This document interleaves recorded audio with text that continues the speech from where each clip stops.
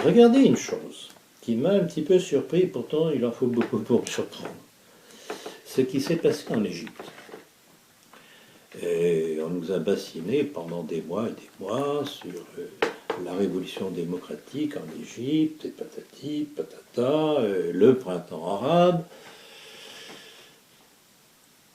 Les frères musulmans, qui étaient l'opposition à Moubarak, alliés des Américains et d'Israël, sont arrivés au pouvoir. Que se passe-t-il? Le nouveau président de l'Égypte, issu des frères musulmans, il s'appelle déjà, bref, peu importe,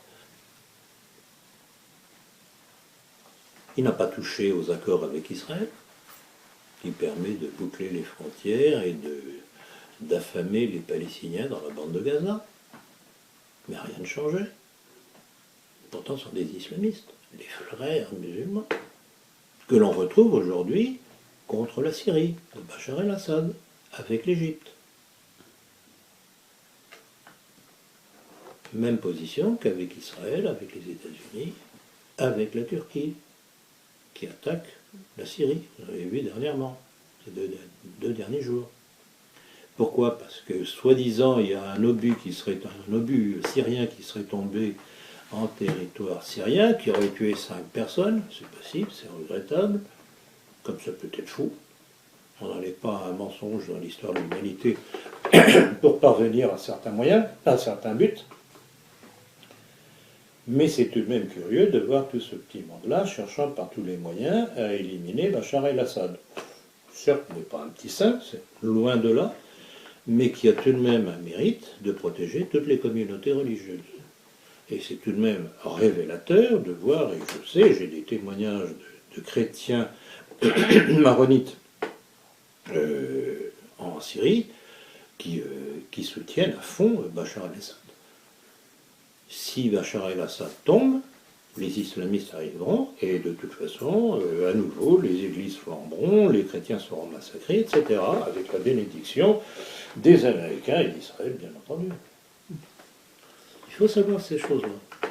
Sinon, oh là là, on tombe sous l'imprégnation médiatique, le méchant Assad, le couteau entre les dents, qui massacre sa population, et on ne se demande pas si les autres, de l'autre côté, ne massacrent pas aussi les populations civiles syriennes.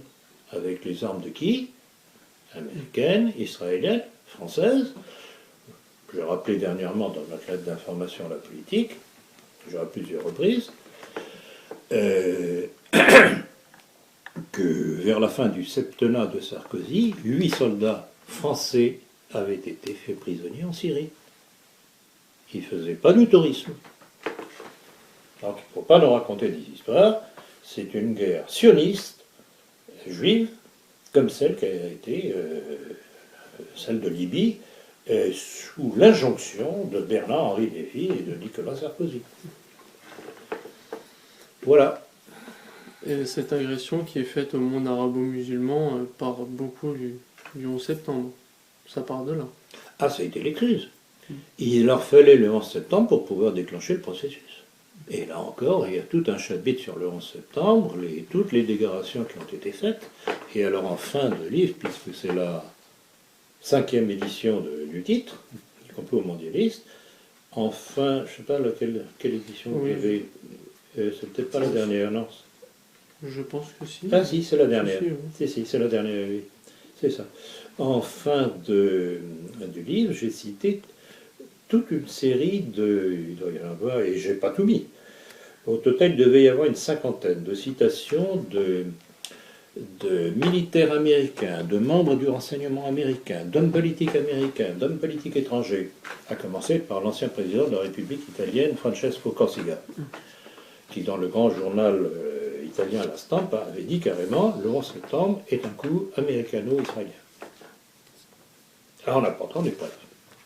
Alors, c'est tout de même incroyable que des gens, et non des moindres, parmi des officiels américains, disent le 11 septembre, tel qu'on nous l'a dit, c'est pas possible. Là encore, un complot.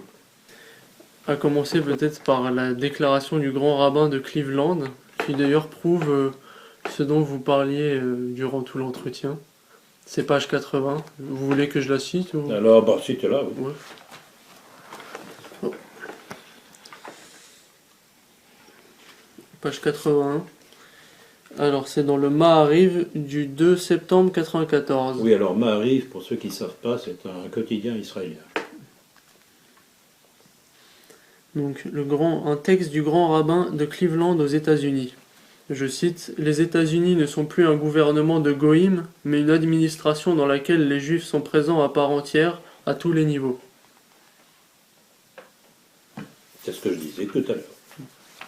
C'est ce que je disais tout à l'heure. Maintenant, non seulement les présidents, les candidats à la présidence des États-Unis doivent passer sous les fourches codines du Bnei Brit, puisque, notamment, plus près de nous, Barack Obama a commencé sa campagne devant le Bnei Brit et l'a terminée devant le Bnei Brit. Mitt Romney, lui, promet, par exemple, d'abord de déclarer, de faire la guerre, pas de déclarer, on ne déclare plus les guerres maintenant, on fait les guerres, à l'Iran. Et il reproche à Obama de ne pas vouloir que Jérusalem devienne officiellement la capitale d'Israël. Donc, si Mitt Romney est élu, on va avoir droit à une nouvelle guerre au bénéfice d'Israël. Et à ce propos-là, je voudrais citer une chose qui m'a sauté aux yeux en lisant un petit peu mon livre pour les besoins de cet entretien. C'est une déclaration de Sharon, qui apparemment est toujours en vie. C'est invraisemblable cette histoire-là. Il est toujours en vie, branché à de multiples appareils. Je pense que les Israéliens attendent un miracle pour montrer comment leur médecine est fabuleuse, puisqu'ils auront réussi à ressusciter Sharon. Et voilà ce qu'il disait en décembre 2001. Donc, Sharon qui fut Premier ministre d'Israël. Dans les années qui viennent, la sphère des intérêts stratégiques d'Israël ne s'éteindra pas seulement aux pays de la Méditerranée, mais doit s'étendre à l'Iran, au Pakistan, au Golfe, l'Afrique et la Turquie.